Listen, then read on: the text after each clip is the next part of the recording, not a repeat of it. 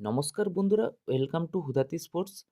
তো ইংল্যান্ডের বিরুদ্ধে একদিনের সিরিজে ভারতের সম্ভাব্য দলে কারা সুযোগ পেতে পারেন এবং সম্ভাব্য প্রথম একাদশ কেমন হতে পারে তা নিয়েই এই ভিডিওটি হতে চলেছে। শেষ পর্যন্ত দেখতে থাকুন। সামনে চ্যাম্পিয়ন্স ট্রফি, তার আগে রোহিতদের সাদা বলের ক্রিকেটে দেখে নিতে চাইবে দল। কারণ অস্ট্রেলিয়ার বিরুদ্ধে টেস্ট সিরিজে একেবারেই চেনা মেজাজে পাওয়া যায়নি রোহিত শর্মা এবং বিরাট কোহলিকে। তাই ইংল্যান্ডের বিরুদ্ধে একদিনের ক্রিকেটে দেখা যেতে পারে রোহিত এবং বিরাটকে। খেলতে পারেন মোহাম্মদ শামিও, তবে চোটের কারণে খেলতে পারবেন না বুমরা। দেখে নেওয়া যাক ইংল্যান্ডের বিরুদ্ধে ভারতের কেমন দল হতে পারে।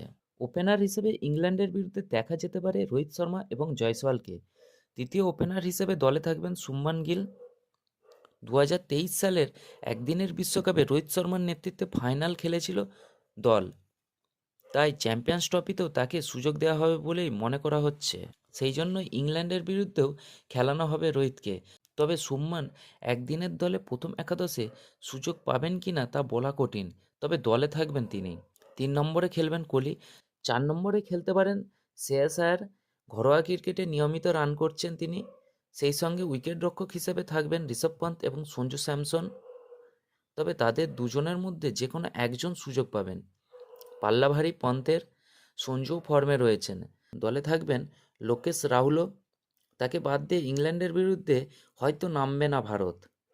অস্ট্রেলিয়ার বিরুদ্ধে টেস্ট সিরিজে তিনি একমাত্র ভরসা দিয়েছিলেন। অলরাউন্ডার হিসেবে থাকবেন অবশ্যই হার্দিক পান্ডিয়া। তবে দুজন পেসার অলরাউন্ডারকে দলে রাখতে পারে ভারতীয় দল। সেক্ষেত্রে হার্দিক পান্ডিয়ার সাথে নীতিশ কুমার রেড্ডিও থাকতে পারেন। তবে ঘরের মাঠে স্পিনার অলরাউন্ডারও সুযোগ পাবেন। অক্ষর প্যাটেলকে সুযোগ দেওয়া হতে পারে।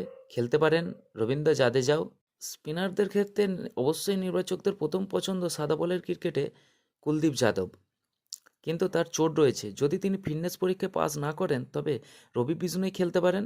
তবে স্পিনার হিসেবে সুযোগ পাওয়ার যোগ্য দাবিদার বরুণ চক্রবর্তীও, কারণ সাদা বলের ক্রিকেটে ভালো ফর্মে আছেন তিনি। পেসারদের ক্ষেত্রে কিন্তু ভারতীয় জার্সিতে অনেক দিন পর প্রত্যাবর্তন হতে পারে মোহাম্মদ শামির। তিনি ঘরোয়া ক্রিকেটে বাংলার হয়ে নিয়মিত খেলছেন। জসপ্রীত বুমরা না থাকায় ভারতীয় পেস আক্রমণকে নেতৃত্ব দেওয়ার দায়িত্ব থাকতে পারে শামির ওপর। বিশ্রাম দেওয়া হতে পারে মোহাম্মদ সিরাজকেও। শামির সঙ্গে তাই দ্বিতীয় পেসার হিসেবে থাকতে পারেন মায়াঙ্ক যাদব এবং তৃতীয় বোলার হর্ষিত রানা থাকতে পারেন।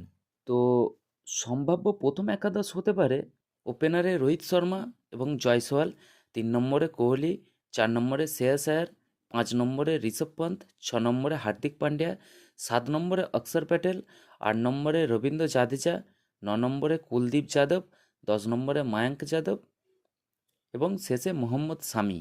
তো ভিডিওটি এখান পর্যন্তই। যদি ভিডিওটি ভালো লেগে থাকে অবশ্যই লাইক এবং শেয়ার করবেন এবং চ্যানেলটি সাবস্ক্রাইব করবেন। ধন্যবাদ।